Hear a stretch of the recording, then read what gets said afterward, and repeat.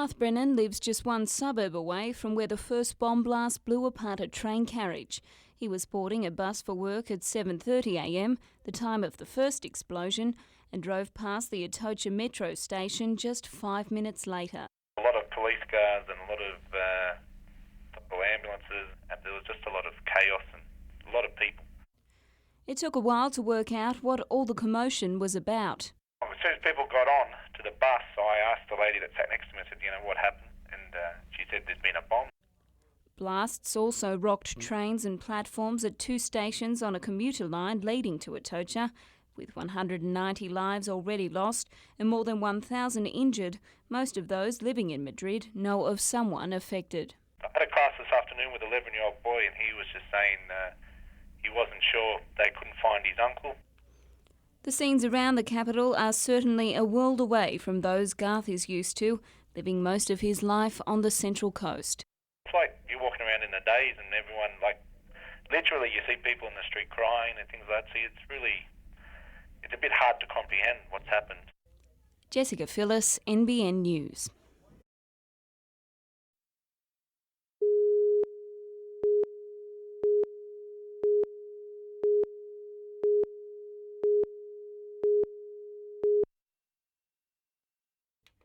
It's hardly the sort of place you'd want to bring the family or the love of your life for a weekend away, but the Tomago Weekend Detention Centre isn't as bad as many would think.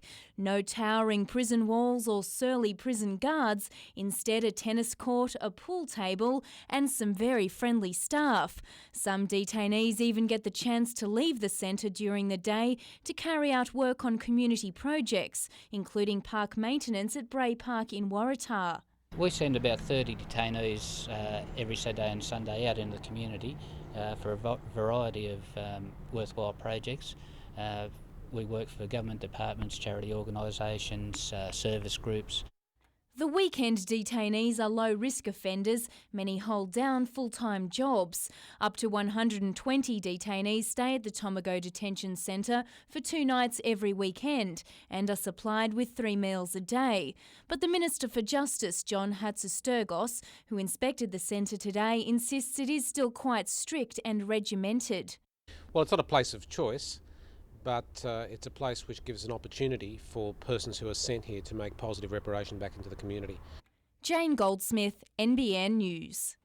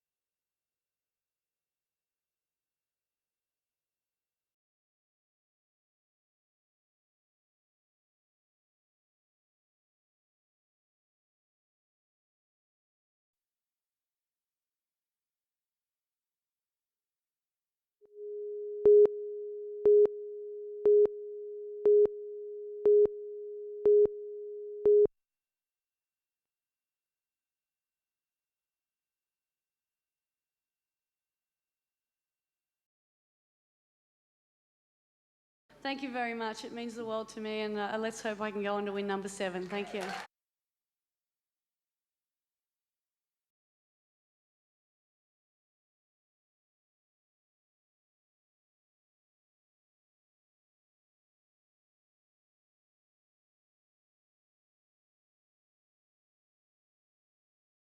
Mum and Dad, for your ongoing support. Thank you very much. Once again, couldn't be up here without you.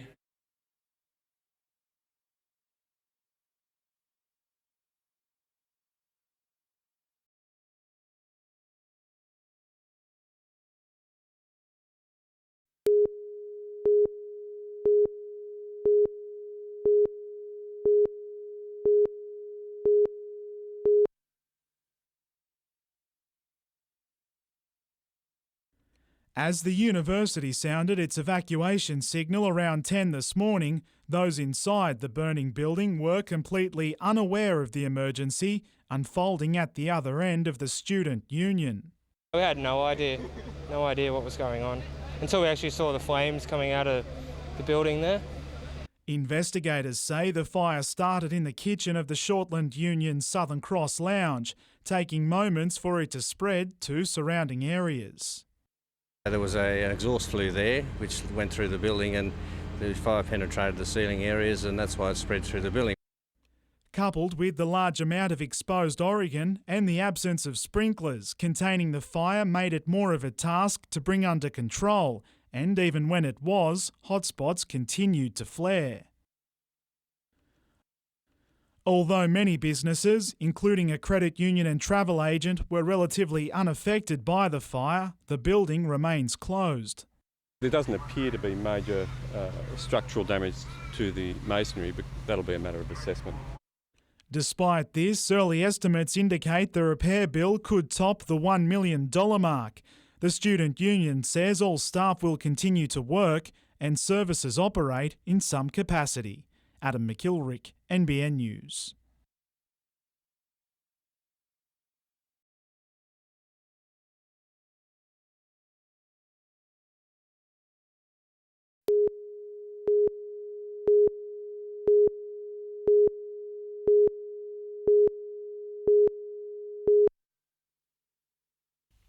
While most of his teammates are fighting fit and back at work today, a torn calf muscle cut Robbie O'Davis's season opener to just 20 minutes. His replacement, NRL rookie and David Siege, couldn't have filled the role better. It was sink or swim stuff, and the 24-year-old rose to the challenge in a performance that earned him the Players' Player Award. I've heard a few people say once you play first grade you don't want to, you want to keep playing it, and that's certainly the way it is, you know, like you get a taste for it, you want to stay there, so hopefully I can do that, mate. It's safe to say he'll hold down the job for a while yet, but everyone is still getting over the punishing match, which saw the Knights make almost 100 more tackles than Penrith, and it showed. Most of the boys started cramping up, but yeah, I started to get a few cramps in the calves and that, and yeah, my heart rate was pretty high by the end of the game, I can tell you. Injured before the match, it surprised many just to see Danny Badera start the game. The Test hooker ended it as man of the match. With 9 days between the next game, he'll be one to benefit as he manages hip and back problems. Just nursed my way through this week, and just more rubs and all that sort of thing. But it's getting better, hopefully.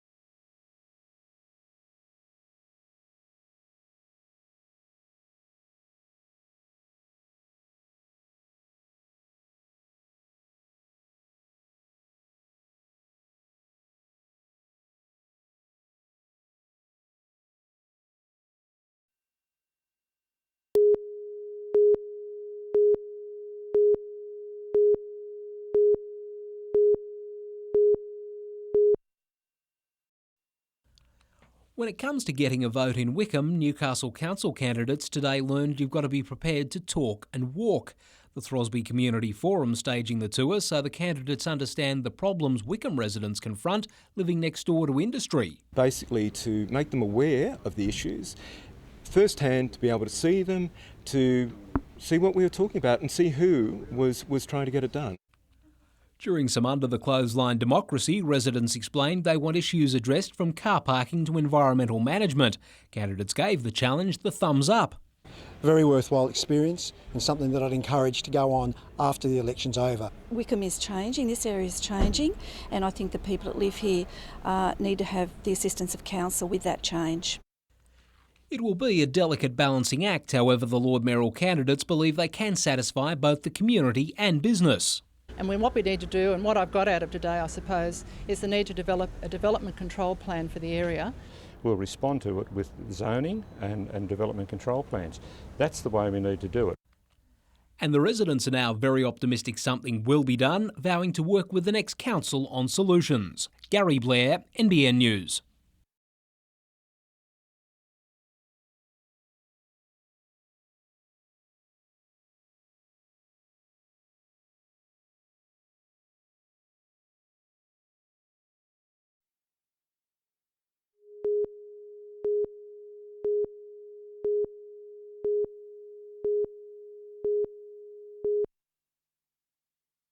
It didn't take long for these green and golden bell frogs to settle into their new home. They have the important task of producing spawn.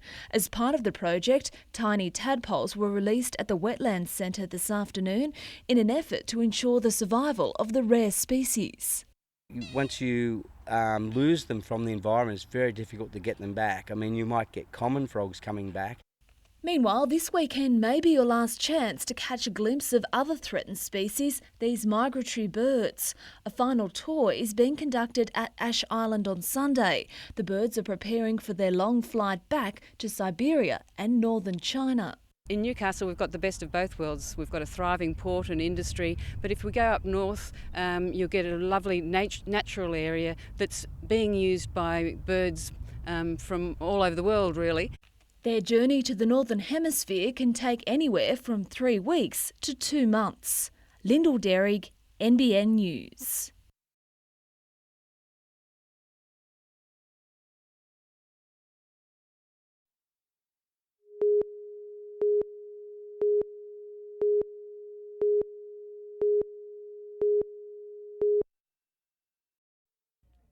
When it comes to the flag sprints, no one gets past Swansea Belmont clubby Lisa Wright. Fresh from winning the Under-19 and Open Double at the State Championships, Wright returns to Kurrawa this week, aiming to defend both events at national level, knowing she's very much the one to catch. Yeah, pretty much. I think everyone will be watching me, and if I sort of do anything wrong, they'll get me. A first-year physiotherapy student, Wright learnt a lot in winning last year and heads north with confidence and experience. Knowing that I can do it now is probably the biggest thing, and knowing who's out there and what they can do as well. Chad Griffiths knows he can. Few could forget his ear-to-ear winning grin as he claimed the national board crown in 2002, especially his best mate Adrian Tobin. Training partners for this year's assault, the latter's return after 2 years out is driven by one thing. I don't want to go through the next 60 years with that bloke telling me he won one and I got second. Griffiths, meanwhile, is at odds over his current form, which saw him miss the recent state final, but hopes to get it all together at the biggest meet of the season.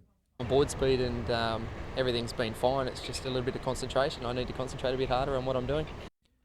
With Tobin on his hammer, that shouldn't be too hard. Jim Callanan, NBN News.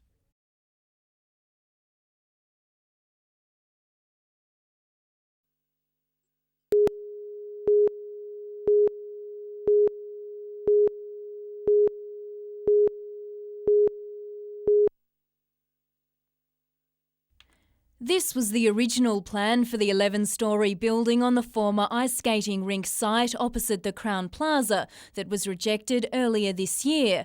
But last night, councillors voted 7-6 in favour of a revised plan, with one storey lopped off. The developer came back with a modified plan which reduced the height to within the specifications. The building has a varying height. At one point it's about 800mm over the height, but at other parts it's below the height, so if you take an average of that, it fits within the height envelope. But Councillor Barbara Gaudry, one of 6 opposed, says the new DA still breaches the area's development control plan. It is a very bulky building and that does not comply, the bulk of it. The setbacks from the street and from its future neighbours do not comply. Meanwhile, Council has endorsed the revised Civic and Cultural Precinct Master Plan, which includes developing this L-shaped block of land on Hunter and Auckland streets as a new regional library and council administration centre. A design plan for an administration building straddling the rail line at Civic Station was scrapped last night because it was too costly. Jane Goldsmith, NBN News.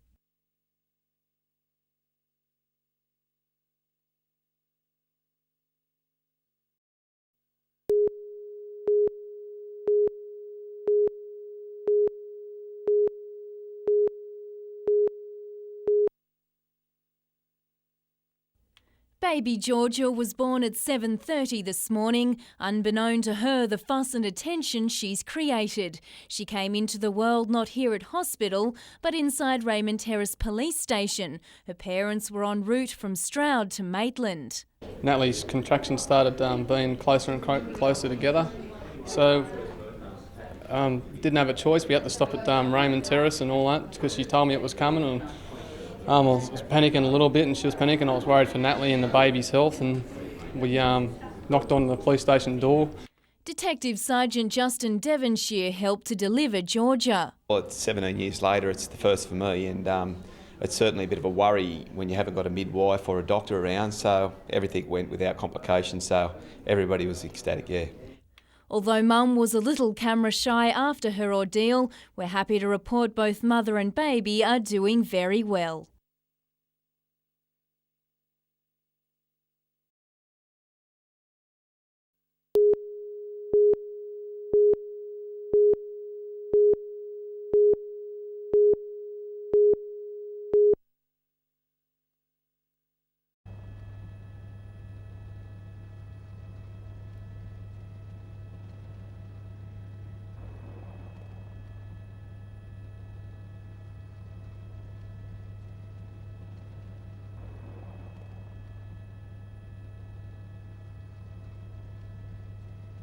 Lovely circuit, and they've done a super.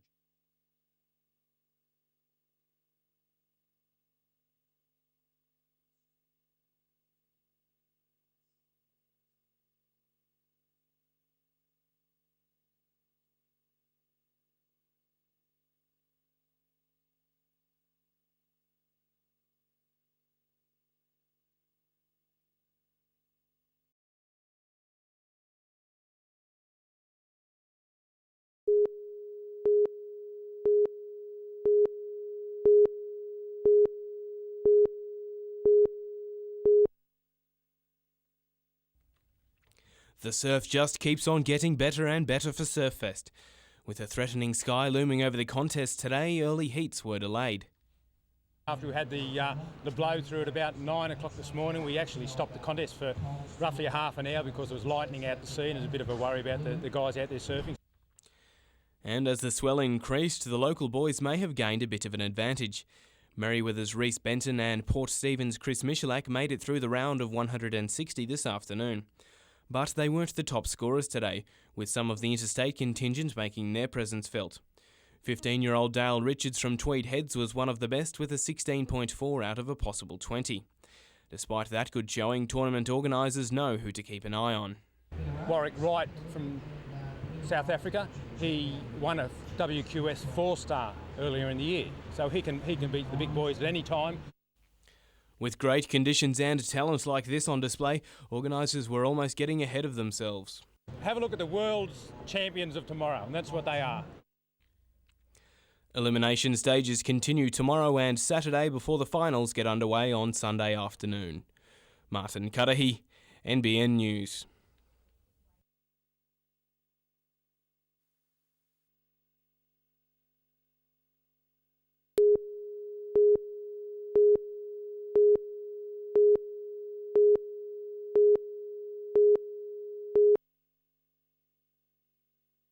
Relatives, friends and schoolmates were among those who came together today to remember the 3 members of the one family whose lives were cut tragically short. Sisters Jessica and Rebecca Campbell were only 8 and 9 years old. They were travelling on the Pacific Highway with their grandmother, Barbara Cheadle, when they were killed in a shocking accident south of Bulahdelah. Police believe the tragic chain of events unfolded as the driver of a ute, who was attempting to turn right, was hit from behind by a semi-trailer.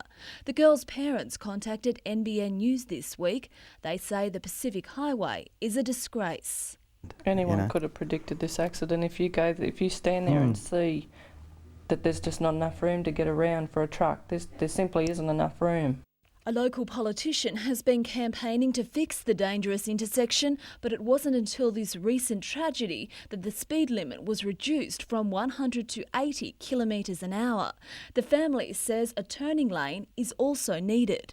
If I've got to stand down there in front of someone's house that writes the cheque to fix the road, I'll have to do that, and it'll give us the shovel. We'll start digging. Yeah, you know what I mean. It's yeah.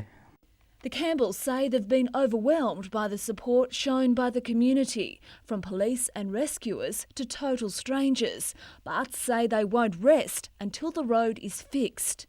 There's 1,000 things we could second guess here, but I don't care. I just want a result out of this, you know what I mean? I don't want my girls and my mum to have died in vain, you know? So let's fix this bit of track.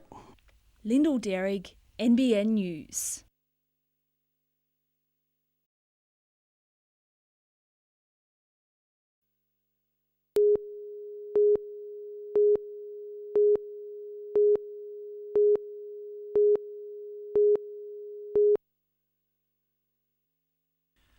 Newcastle has become something of a mini-national camp for Australian women's soccer, with a core group of Matildas based in the area able to train together. For Cheryl Salisbury, it's the perfect way to return after a knee injury that kept the Matildas skipper sidelined for 6 months. You take any time off something you love and you know how much you miss it, so it hasn't been that hard to find the enthusiasm to do the work. A younger side to the one which played in Sydney 4 years ago, the Matildas cruised through the recent Oceania qualifying series to ensure a place among the 10 sides to contest the games. For 19-year-old Katie Gill, it's hard not to think about being so close to the ultimate tournament. It's very overwhelming, and I try hard really not to. Because I don't want to get disappointed or anything, because I'm still young and I've still got that on my side, so we just have to see what happens. Fingers crossed. Stand-in skipper Joanne Peters is happy to hand back the captain's armband, but wouldn't swap her relocation to Newcastle for anything, especially the surfing. Oh, surfing's a good cross-training as well. I like to think so. With the Olympic team picked in May, the focus remains on one goal. It's a great environment to be in, to keep that intensity at what it needs to be leading into Olympic Games, which is going to be, the highest intensity that you can ever have. And the Newcastle United youth team play Canberra Deakin on Sunday in the Northern Youth League Grand Final for the chance to win the club's first premiership.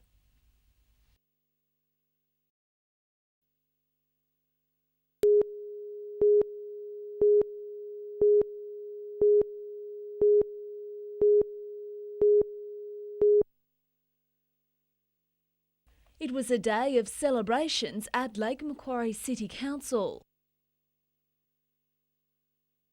18 months after it approved the draft local environment plan, it's finally been given the go-ahead by the state government. But very excited now that it's finally gazetted and the community can move on.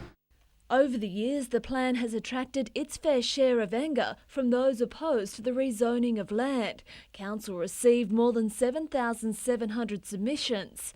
But like it or not, the conditions are in place for a minimum of 5 years. If the community's needs are changing and the plan is not keeping up with those changes, we will review within 5 years. The Assistant Minister for Planning made several changes to the plan, including that retirement villages can now be built in conservation zones. Under the new clause inserted by the Minister, they will be in certain areas, zoned conservation, permissible with consent. Lyndall Derrig, NBN News.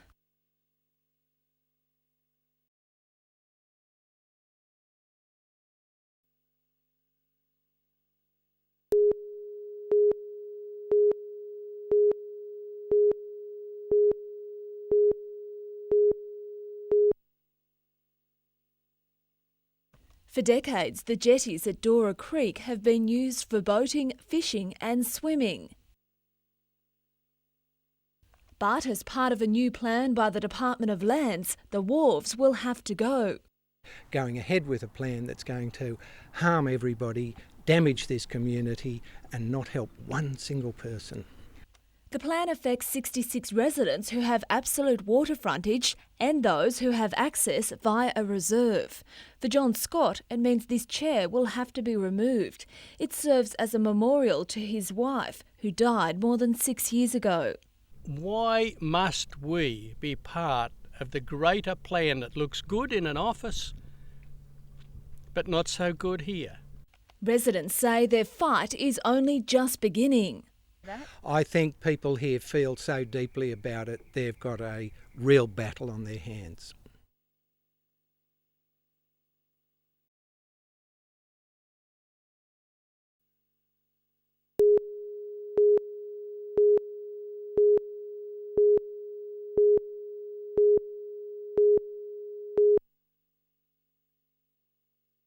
It's a very familiar call to the classroom.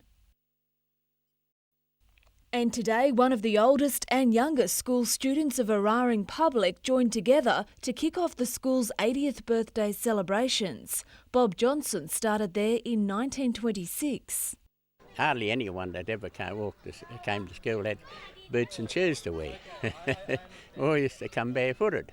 And he was never far from mischief. We used to wag it a bit and that. We used to lay in the gutter there and watch the kids going into school. Over the years, the school has been an integral part of the community. The town's tiny post office can be found there. It was used until the early 70s. Today, a replica of the School of Arts building was opened, along with a nature area where frogs are beginning to breed. And it seems there's something special about the school. Everyone's my friend, I think, anyway.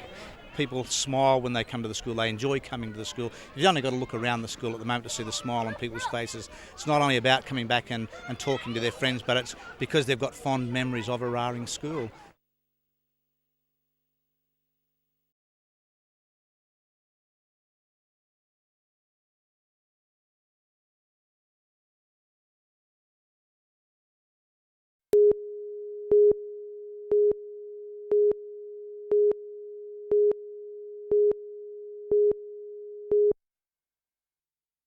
Ushered out by their winning Colts, the Central Coast was the first to make a blunder and Newcastle made them pay.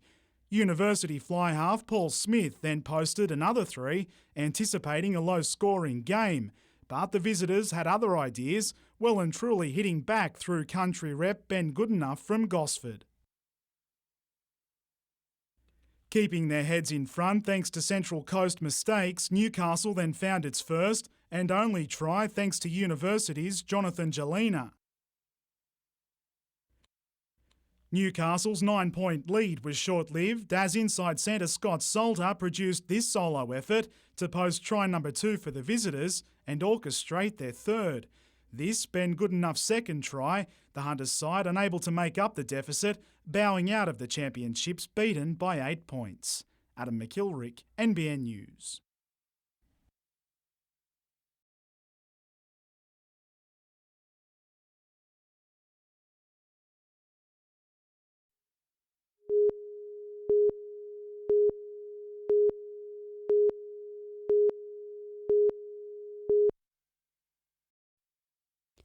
The rain that fell outside the shopping plaza this afternoon was a far cry from the earlier downpour, which caused metres of roof guttering to break through the ceiling.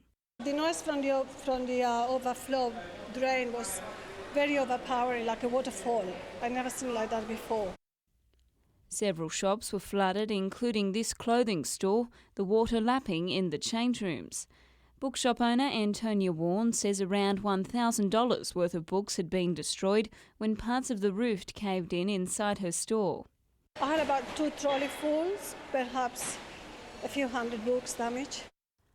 State Emergency Service workers and shop assistants isolated the flooding to avoid further water damage. It's damaged the carpets and clothing in 3 of the shops, and it's basically damaged a lot of the ceiling. Electricity was turned off in the affected areas while the clean-up continued. We're going to try and put the guttering back into position, and we're going to try and mitigate the problem by putting tarps on the roof. Bilo is expected to reopen tomorrow. Jessica Phyllis, NBN News.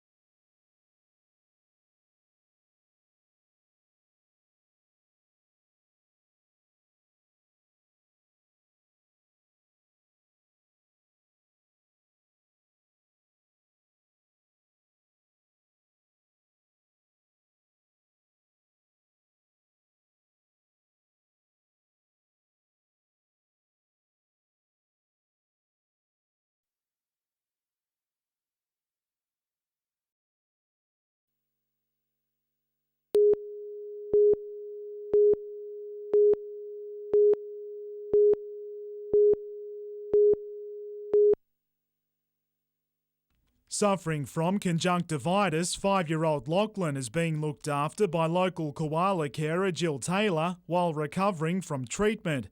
And he's one of the lucky ones, especially given the recent sharp decrease in koala numbers. Even last night I had another call that one was killed at Bob's farm. Our colonies can't last if this keeps on going on. Ms Taylor's been koala spotting in the Tillagary Peninsula since 1989, a position she and other carers in the region fear could become obsolete if domestic attacks on koalas continue. We've got a lot of acreage up here. Keep your dogs in, keep them on leads if you take them for a walk, and always pick up afterwards. The region's Preservation Society also claims the number of koalas breeding has declined, largely due to dogs urinating on the base of trees in reserves. This breaks down a scent put there by male koalas, like Lachlan, to attract a female companion. Coupled with the number of koalas killed on the road, it's an uphill battle for carers. We've got our members that support us, we've got our vets that support us. We need every resident to make every effort if they want their grandchildren and their children to see these in future years. Adam McIlrick, NBN News.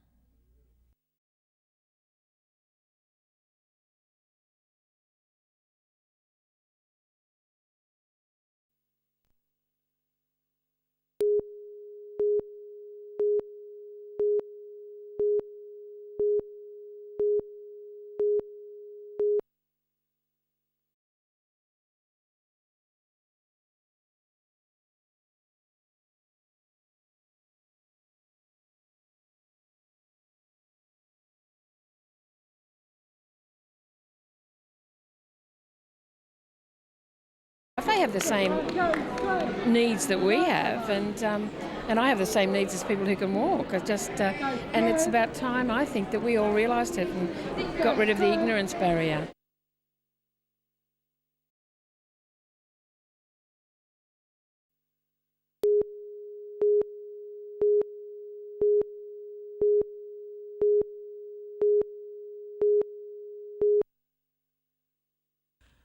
With size, strength and speed on their side, the New South Wales men's team was always going to provide a real test for the Jaegers. The match rounded out a hectic training camp for the Hunter squad as preparations continue for their first season in the national competition. A chance to swap and change combinations, the Jaegers' fitness held them in good stead, winning the final quarter. They'll now contest 2 pre-season tournaments next month. In the opening round of the Premier League hockey competition, Souths started the competition in fine style, beating Tigers 5-2. Andrew Hunt scoring 1 off a short corner, while John Finance was on fire, nailing 4. Other winners included Norths, while West beat Uni 4-0, but the biggest score came from the Central Coast, with the entrants reaching double figures in a 10-goal hammering of Wyong. And Charlestown is in second spot on the Premier League Lawn Bowls ladder after a host of catch-up matches at the weekend. Maitland City and Windale Gateshead, however, are helping prop up the ladder.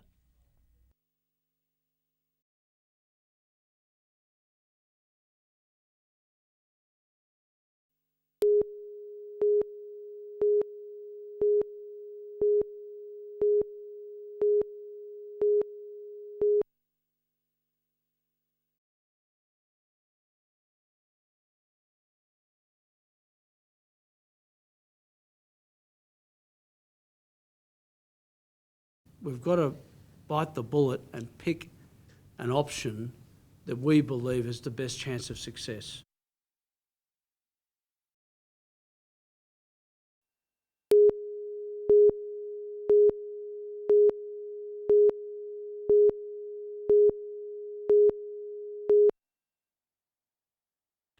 It's not that Adam Woolnough is playing poorly, far from it, but the coach wants his biggest men on the paddock to match the much vaunted Parramatta pack, and that means Matt Parsons will start.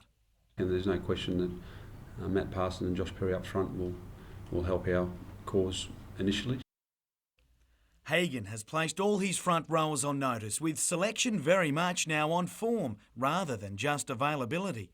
He's pleased to see the NRL has taken the same approach to match officials after the raft of errors in the weekend's matches.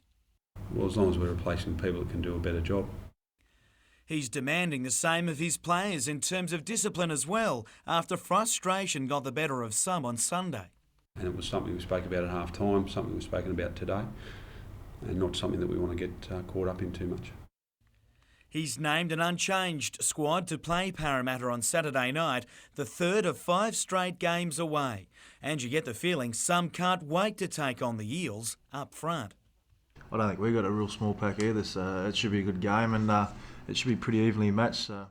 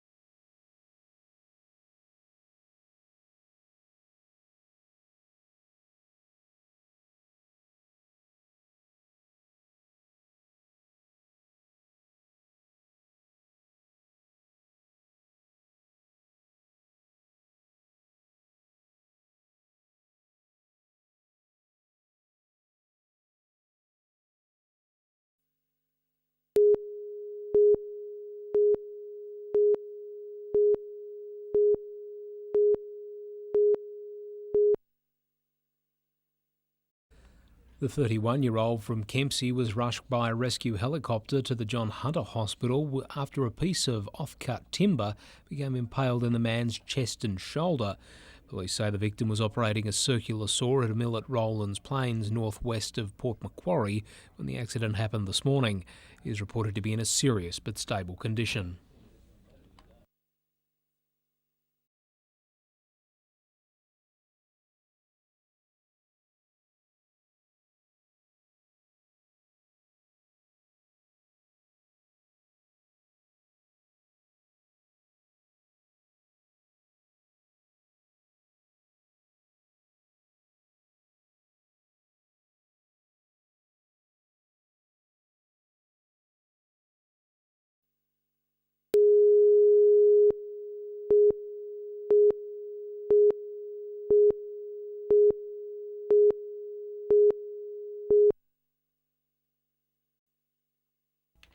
Today was a historically significant day for the city of Newcastle.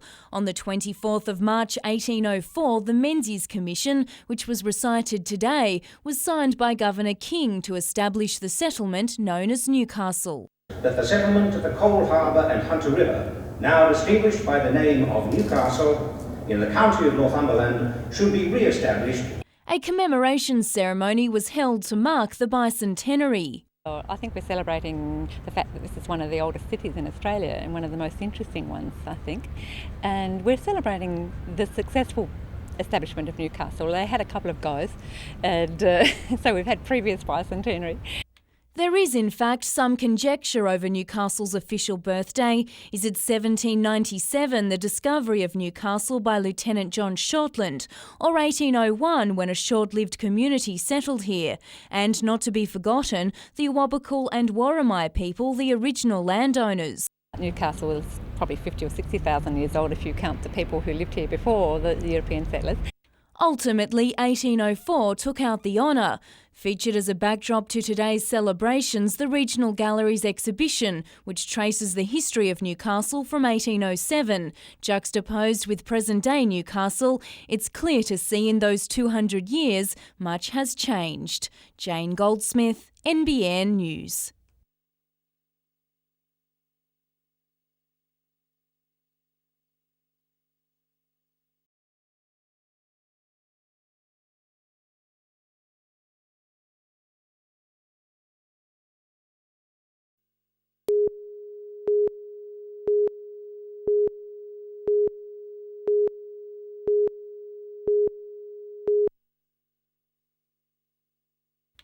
Surfers have enjoyed a change in conditions at Newcastle Beach today, with favourable winds and a more consistent, cleaner swell. And the news gets better, with the surf predicted to improve over the next few days. Music to the ears of the surfers competing in the Energy Australia Open. Well, the way things are looking, it could be really good towards Friday, Saturday. So I'm just trying to hang in there and hopefully I can get the best of what looks like it's going to be a pretty good swell. Originally from the North Coast, Jared Morrell is the only Australian to ever win a junior and an open longboard title in the same year. He's now switched to shortboards, and isn't Newcastle glad he did? He's one of the only remaining locals flying the flag for the Hunter in the men's open. He managed a second place in this morning's heat, beaten only by Austin Ware from the USA. Also making the most of the surfing at his home break, 19-year-old Travis Lynch, who was up against Daniel Frodsham from Caves Beach. Yeah, it's good. Get to sleep in your own bed and not living out of a suitcase for a couple of weeks. So, no, it's good, and I like surfing Newcastle Beach. It's a really good wave. After winning his heat today, Travis will be the first to hit the water tomorrow in the round of 128. Jane Goldsmith, NBN News.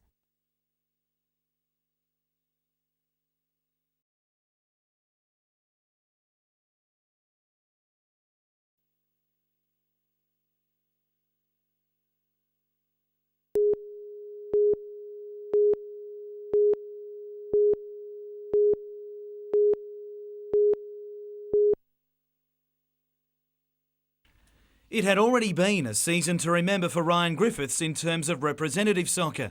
Winning a late call-up into the national under-23s team, he booted home the vital goal that sealed Australia's berth into the Olympic Games. And while Newcastle's early exit from the season was the last thing he wanted, it's been a blessing in disguise in terms of fitness. Yeah, I feel really good. I don't have any knocks at the moment, no injuries, so I'll be going into this game really fresh. That's perfect for pressing further claims for an Olympic team spot, let alone impressing European talent scouts that keep an eye on these type of matches. People will be watching over there, so it'll be good to expose myself here. With little under-23 action held outside of Olympic years, it's hard to gauge what to expect, but the hosts are sure to be tough to beat at home. Jim Callanan, NBN News.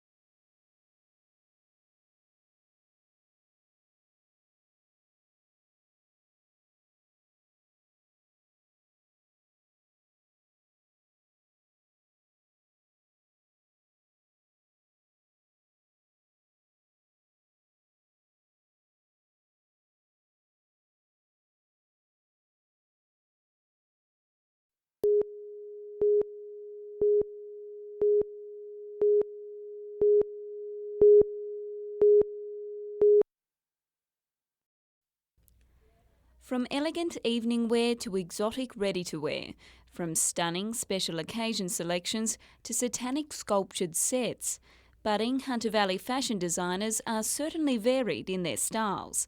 And whether leather with feather is your thing or you prefer more casual coordinates, the wares entered in the inaugural Hunter Valley Harvest Fashion Awards certainly cater to all tastes.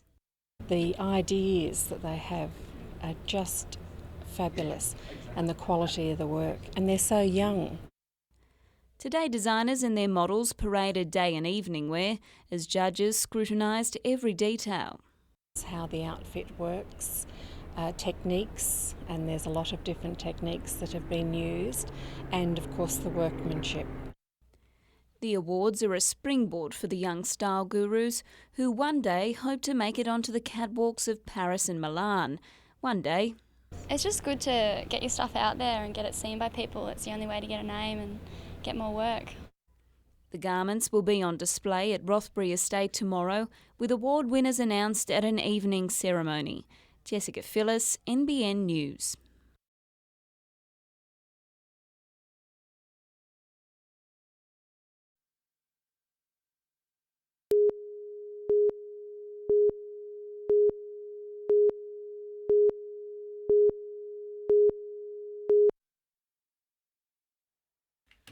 It's not often that Kelly Slater comes to town and plays second fiddle. Yeah, it's the lane show with a bunch of men. He wasn't far from the point, with the 6-time female world champion attracting plenty of attention in her heat against current men's champ Andy Irons. Both crashed out as B. Durbridge progressed. So too, little-known Lake Munmora teenager Michael Spencer.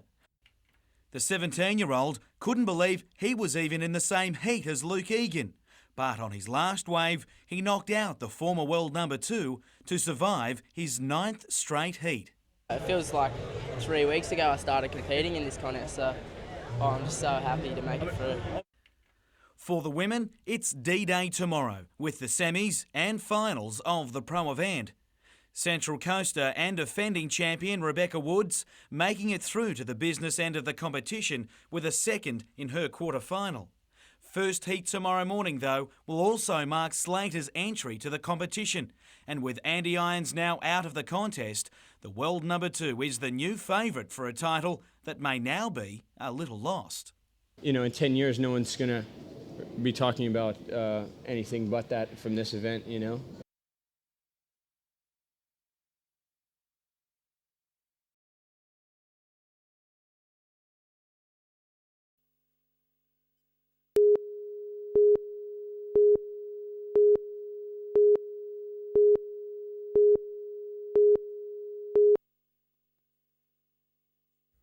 Whichever way you look at it, we're much bigger than we used to be, especially children, with as many as 1 in 3 kids now outside the healthy weight range. Back in the 60s, it was 1 child in a class, so 1 in 30. So in 40 years, we've gone from 1 in 30 to 1 in 3. That something has to change. It's no secret being overweight when young can lead to diabetes and heart disease in later years. What surprised paediatric dietitians, though, is the growing number of cases aged in their teens. There has been a worrying trend towards diagnosis of children much younger with type 2 diabetes at 13, 14, 15, 16 years old. So how did it get this bad? Researchers who study the eating habits of children claim, among other things, it's the readily available fast foods and much larger meal serves creating concern. Well, it's an imbalance between the energy you eat and the energy you expend. So that is, you eat more than you use. And it's subtle and it's small, but that's what's happening. We're eating just a bit too much in comparison to our activity levels and what we're burning off. And those items dietitians say we're consuming too much of include pies, sausage rolls and soft drinks, all of which play their part. When you eat very bulky foods like fruits or vegetables, your stomach gets very full and you feel full, and it turns the appetite centres off a little bit earlier. So the difficulty for many of our people is they've overeaten without almost realising it. But the days in which those foods in poor nutritional value are sold to kids during school hours are numbered. It's part of the Healthy School Canteen strategy, one unit in the action plan for the prevention of obesity in children and young people. You look at how the tables have been turned on smoking. I'm sure we can do it for child obesity as well, but we have to work together at every level of the community, every level of government and health. It's time to stop pointing fingers and to start taking some serious action. Tomorrow night, the statewide push to change what's on the menu at school.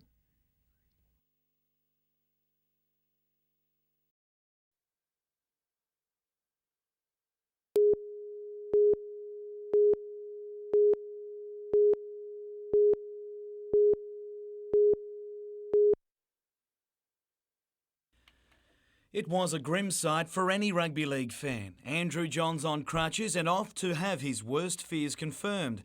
The star halfback to undergo surgery on Friday with a full reconstruction a definite. And the only positive to come out is that he'll get it done straight away and he can start his rehab. It's the third year in a row he's suffered a season-ending injury, but he's scotched speculation it'll end his playing career, while his club only reaffirmed its desire to re-sign him. I understand he was back in the gym this afternoon working on that upper body of his, so I guess that would give a pretty good indication of his state of mind. It's more of a concern just what his absence will mean for his team, which has blown out in price to win the premiership. It's going to be hard, and it's going to be hard for the club, I think, hard for the fans, and it'll be hard for him as well, But the coach expects it won't be long before his captain's influence is felt once more. He'll give me a hand as well with looking at the opposition, and he's always good for some tips on other teams. Jim Callanan, NBN News.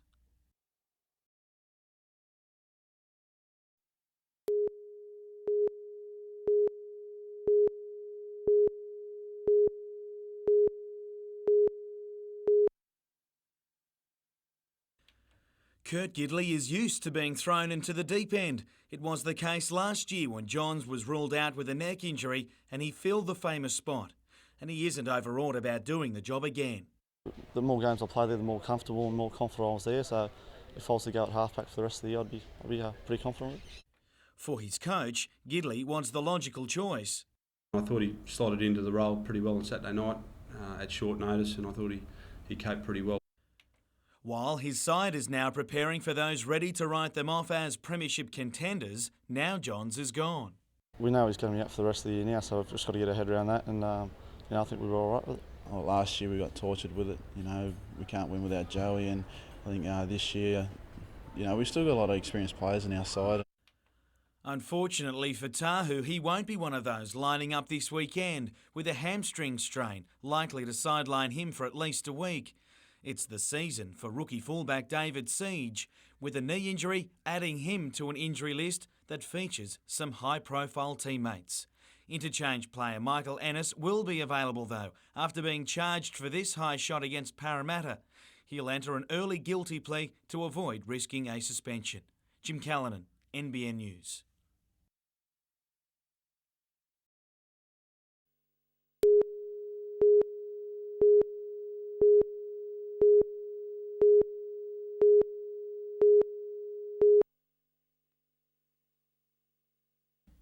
Betty Anderson has been serving behind the counter of the Junction Public School canteen in Newcastle for 35 years, and in that time she's catered for some very different tastes. We used to have sell ice creams with in a cone with hundreds of thousands on, and we used to sell bread rolls with tomato sauce on it for morning tea. We used to sell hundreds. It's a far cry from what's on the menu today, when it seems frozen yoghurt and fruit salads are in. They just love it, especially hot days. And not a moment too soon, as the state government prepares to shut the pastry oven door on fatty foods for good. And what we're talking about is not carrot sticks and lettuce leaves. We're talking about things like, salad wraps, tandoori chicken, burgers, and, fresh cut up watermelon. It's not all boring food, and as long as it is tasty and appealing, then children eat it. And they won't be given much choice. Under the new reforms, foods high in energy, saturated fat and with poor nutritional value will be classified as red foods and only sold twice per term. Other concessions will include low-fat pies, which some local bakers are already producing but in smaller portions and balanced with items which fall under the green banner. They include foods taken from the 5 basic groups, low in sugar and salt. However, there are concerns some kids won't embrace the changes, but a recent study involving schools already using the new menus showed their canteens continued to trade well and in some cases posted much bigger profits than before. One particular school that I've worked with, they actually saw their sales go through the roof because what happened was parents were happier to send their children to school to buy food from the canteen because they knew that that food they were buying was healthy food. Now, I just think children are very resilient. They'll buy what you've got. Tomorrow night, the school initiatives to help wean kids off fatty foods.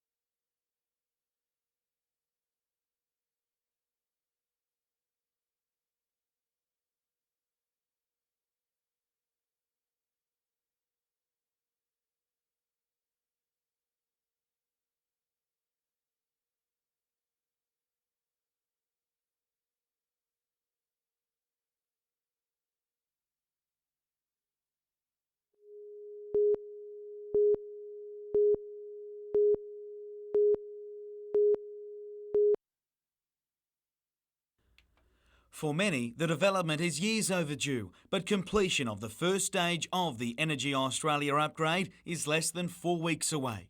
21,000 fans will be able to watch the coming Test match from a seat, while the ground will house around 26,000 when a top tier is added.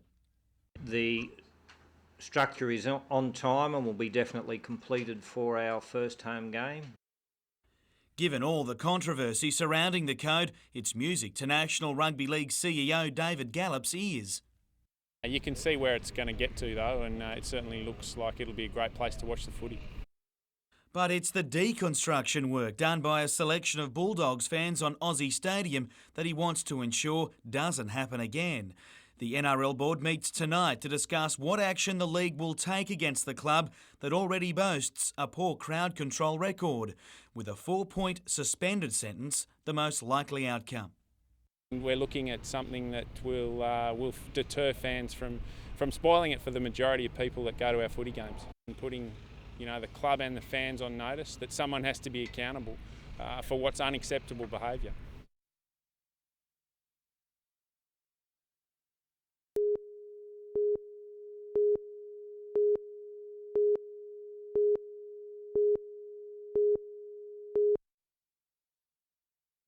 In the past, to bring an apple for the teacher was the done thing. These days, we're being told to keep it for ourselves. Catherine Murray, a Year 5 teacher at St Joseph's at Merewether, has introduced a fruit break as part of a daily class routine, and the results speak for themselves. It helps us to work well and gives us good opportunity to think. If you don't have fruit or water every day, you get a bit funny. If you have like chocolate and everything, you just get a lot of, your energy just burns really quickly, but if you have fruit, lasts for longer. Would you prefer to be eating chocolates and lollies? The children seem to enjoy it. The parents have been very supportive of it. It actually helps to make school more fun. And of course, we always like breaks in our own workplaces. Like many other schools across the state, Stockton Primary north of Newcastle has taken Apple Quest on board. IGA have supplied a box of apples to us for the last 4 weeks. We also got a machine and the children love watching that, and it's a novelty, so it's great. Well, I like when they're caught and they're like a slinky. A scheme devised by apple growers, it's all about getting more kids to eat fruit under the banner of an apple a day keeps junk food at bay. And it seems to have worked as students throw down the challenge to get other growers on board. Mangoes, kiwi fruit, and bananas. Given the upcoming changes to canteens, it's initiatives like Apple Quest and fruit breaks which schools hope will ease kids into new, healthy ways of thinking. In our final look at kids' nutrition tomorrow night, changes in medical benefits policy to help overweight children and their families to get back on track to better health.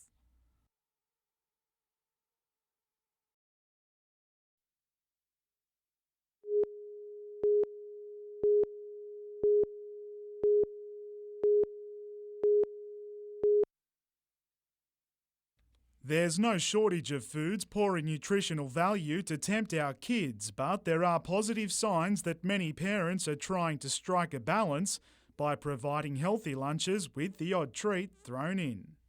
I had a Nutella, I've got a piece of fruit, got an apple and a sandwich. Shapes. What have you got for big lunch? A sandwich. I've got a lollipop and some rice crackers.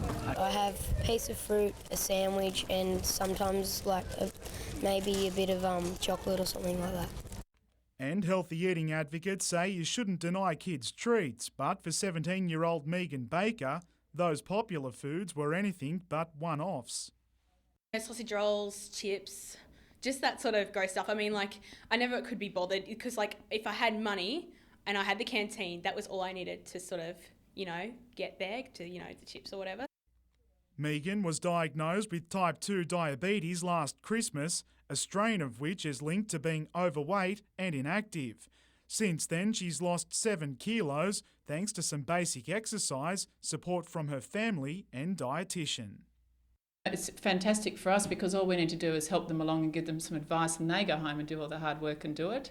So yeah, Megan's done a fantastic job and is a real role model for other kids. And I think we're now being educated to realise that these sort of things are not just dietary, they're more of a lifestyle change.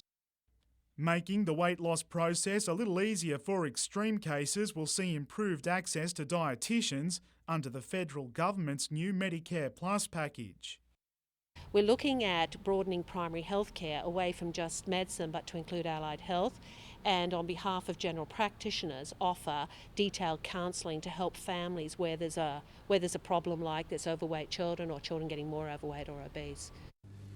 But whatever the scheme or initiative, many health experts agree the only way to counteract the growing number of obese children begins at home, especially in the kitchen. You have to believe that putting the effort in to prepare more vegetables and fruit and put more of those into the meals for the family is worth the investment in your children's health. Adam McIlrick, NBN News.